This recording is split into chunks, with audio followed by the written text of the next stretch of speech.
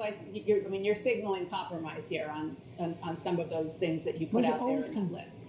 Well, no, we're not giving up on them.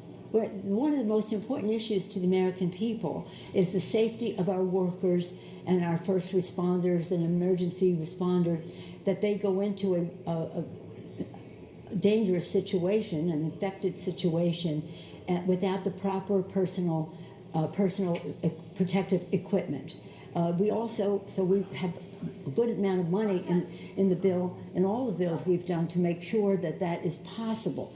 However, we also want rules, a rule to govern what is expected of a business in this highly, what do you want to call it, infectious atmosphere. So again, it's not anything that'll go away.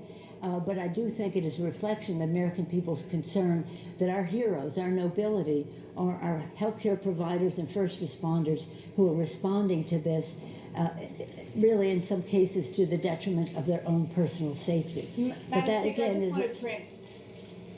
But I just want to translate something that you said earlier. You said you want to do this by unanimous consent. Yes. And in non-congressional terms, am I reading you right to say that what you are hoping is that there is an agreement to the point where you do not have to bring House members back, that you can just approve this by voice vote? Is that what your goal is? What I'm saying is that we want to do it as soon as possible. The best way to do that as soon as possible is to have agreement on the legislation. We're not just doing UC to get anything done. We're doing UC to make the biggest possible difference in the shortest period of time in the most scientifically based way to meet the need of the crisis. Your goal is to get to the point where you reach everything you just said, and then the Senate passes the bill and the House, because you all are not, I mean, you're there in the Capitol, but members are back in their districts. They're not there. Right. Your goal is, given the situation where we are, is to avoid members of Congress getting on planes to fly back, if that is possible. Well, that's not the point. Is getting the job done.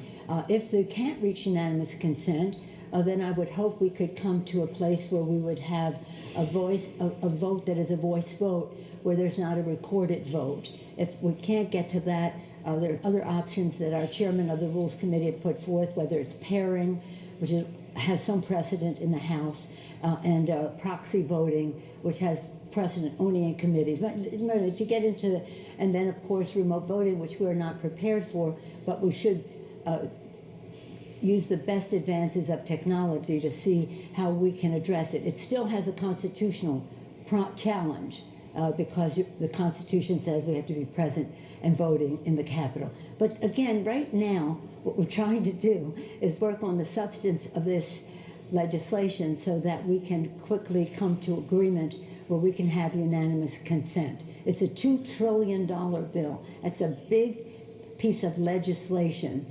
And we want to handle it in recognition of the urgency, but with the care that is required to make sure that it delivers as quickly as possible, whether it's the checks or the benefits to the workers. I understand that. I want to ask you about some signals that the president has been sending.